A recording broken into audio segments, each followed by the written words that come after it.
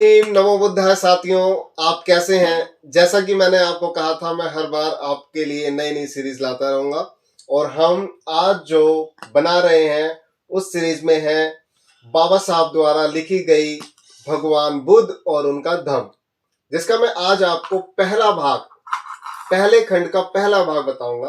किस प्रकार सिद्धार्थ गौतम जी बोधिसत्व को प्राप्त हुए, बोधिसत्व बने।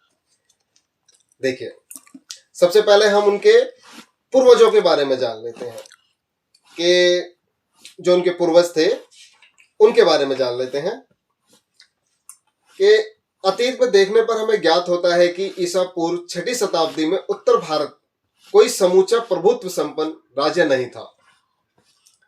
देश अनेक छोटे छोटे बड़े राज्यों में बटा हुआ था। उनमें से कुछ राज्यों में प्रत्येक पर जहां एक अकेले राजा का अधिकार नहीं था, वहीं कुछ पर किसी अकेले राजा का अधिकार नहीं था। जो राज्य राजाओं के अधीन थे उनकी कुल संख्या 16 थी। उनके नाम थे अंग, मगध, काशी, कौशल, वज्जी, मल, चेती, वत्स, कुरु, पंचावल, मच्छ, सूरसेन, अस, अवंती, गंधार तथा कंबोज।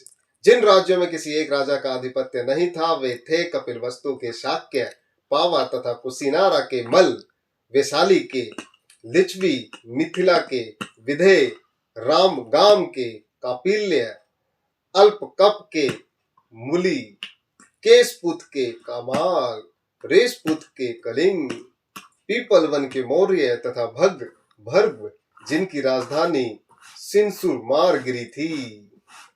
अब उनके पूर्वज के बारे में, तो शाक्यों की राजधानी का नाम कपिलवस्तु यानी कि पाली में जिसे हम कपिलवतु था। संभव है यह नाम महान बुद्धिमानी बुद्धिवादी मुनि कपिल के ही नाम पर पड़ा हो। कपिल वस्तु में जयसेन नाम का एक शाक्य रहता था। सिंह हनु उसका पुत्र था। सिंह हनु का विवाह